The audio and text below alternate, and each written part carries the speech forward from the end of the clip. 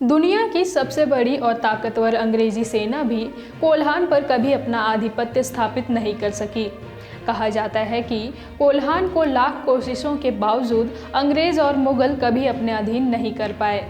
उसे अपने अधीन करने के लिए 1820 से 21 में राजा जगन्नाथ ने अंग्रेजों की मदद ली थी। रोरो नदी किनारे अंग्रेजों और हो आदिवासियों के बीच हुए लड़ाई में अंग्रेज जीत गए, लेकिन वर्तमान झारखंड के चाईबासा के उत्तरी भाग के आदिवासी अंग्रेजों के अधीन नहीं हुए। आगे चलकर आदिवासियों का यह विद्रोह कोल विद्रोह के रूप में जाना गया। कोल विद्रोह पूरी तरह से अंग्रेजों के खिलाफ था। उस समय आदिवासियों पर कर लगाकर सख्ती से वसूली की जा रही थी। कर नहीं दे पाने की स्थिति में उनकी ज़मीनें नीलाम की जा रही थी।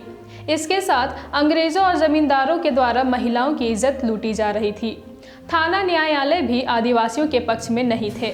इसी आक्रोश में कोल विद्रोह तेज हो गया, जिसका नेतृत्व सिंधराय, बिंदराय और सुरगा मानकी कर रहे थे। कोल विद्रोह कोल्हान के अलावा रांची, टोरी, हजारीबाग में भी फैल गया। इसमें छापामार और गुरिल्ला युद्ध की तकनीक अपनाई गई। बता दें कि कोल विद्रोह को लड़का विद्रोह के नाम से भी लोग जानने लगे।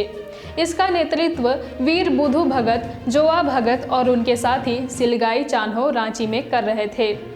इस विद्रोह से अंग्रेजों को बहुत नुकसान हो रहा था, इसलिए अंग्रेजों ने 18 जनवरी 1833 को सरायकेला में एक हिल असेंबली बुलाई, जिसमें हो समुदाय और अंग्रेजों के बीच समझौता हुआ।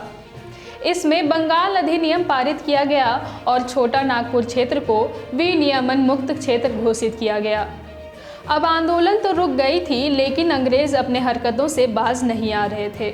उन्होंने पुलिस बल की मदद से फरवरी 1837 में सिंहभूम के कई सारे गांव को अपने अधीन कर लिया और दक्षिण पश्चिम सीमांत एजेंसी की स्थापना की गई। थॉमस विल्किंसन को इस एजेंसी का एजेंट बनाकर भेजा गया।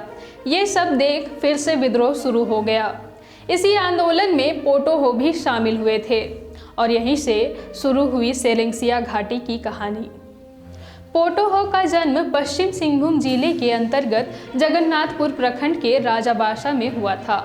पोटो सरदार के नेतृत्व में आसपास के लगभग 22 क्षेत्रों में अंग्रेजों के खिलाफ विद्रोह की शुरुआत हो चुकी थी। कई जगहों पर छोटी लड़ाइयाँ भी होने लगी थी, जिसमें हर बार अंग्रेजों को भागना पड़ जाता था। इससे आंदोलनकारी हो लड़ाकों का और भी हौसला बढ़ जाता था। आंदोलनकारियों ने अंग्रेजों के विरोध में एक गुप्त सभा की, जिसमें सेरेंसिया और बागाबीला घाटी में अंग्रेजों को रोकने का निर्णय लिया गया। आसपास के सभी गांव के मुंडा को तीर भेजकर विद्रोह में शामिल होने के लिए निमंत्रण भेजा गया। विल्किंसन ने आंदोलन को दबाने के लिए अपने अंग्रेजी अफसरों के साथ 12 नवंबर को चाईबासा में बैठक किया। विरोध को दबाने के लिए 17 नवंबर को कैप्टन आर्मस्ट्रांग के नेतृत्व में 400 पैदल सैनिक, 60 घुड़सवार सिपाहियों और 2 तोपों के साथ बाढ़ पीड़ में हो लोगों के साथ युद्ध के लिए रवाना हुए थे। लेकिन इसकी खबर पोटोहो को मिल चुकी थी, इसलिए वे पहले से ही तैयार थे। 18 नवंबर को पोटोहो अपने साथियों के साथ सेरेंसिया घाटी तथा बागाबीला घाटी में अंग्रेजों को मार भगाया।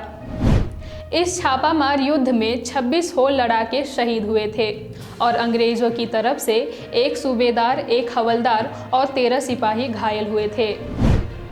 इस युद्ध के बाद अंग्रेजों ने 20 नवंबर 1837 को राजाबासा में आक्रमण कर पूरे गांव को जला दिया। साथ ही इस गांव के 6 लोगों को गिरफ्तार कर लिया, जिसमें पोटोहो के पिता भी शामिल थे। अंग्रेजों द्वारा आसपास के और भी कई गांवों को जलाया गया एवं वहां मौजूद पशुओं को भी मार दिया गया। वहीं 22 नवंबर 1837 को तोरांग हातू में हमला किया गया, जहां उन्हें सिर्फ 8 महिलाएं और 2 पुरुष मिले। पुरुषों को मार दिया गया और महिलाओं को गिरफ्तार किया गया। इसके बाद तगड़ा हातू और जयपुर गांव पर भी हमला कर गांवों को जला दिया गया। 8 दिसंबर को पोटोहो को सेरेंसिया गांव से गिरफ्तार किया गया, जिसके बाद उनके सभी साथियों को भी गिरफ्तार कर लिया गया। 1 जनवरी 1838 को पोटोहो, बुड़ईहो तथा नाराहो को जगन्नाथपुर के बरगद पेड़ से लटकाकर फांसी दे दी गई।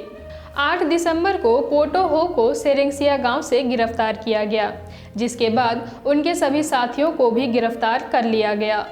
1 जनवरी 1838 को पोटो हो, बुड़ई हो तथा नारा हो को जगन्नाथपुर के बरगद पेड़ से लटकाकर फांसी दे दी गई, जबकि अगले दिन 2 जनवरी को बोरो हो तथा पंडुआ हो को सेरेंसिया घाटी में फांसी दे दी गई।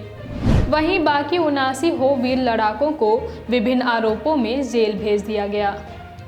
इस पूरे युद्ध का परिणाम यह हुआ कि 1837 में ही कोल्हान को कोल राज्य घोषित कर दिया गया। इस युद्ध की वजह से और यहाँ के आदिवासियों के विरोध को देखते हुए ही कोल्हान में स्वशासन व्यवस्था को बनाए रखने के लिए विल्किंसन रूल लागू किया गया। इधर वर्तमान में झारखंड सरकार द्वारा 2020 में पोटो हो के नाम से खेल योजना शुरू किया गया है।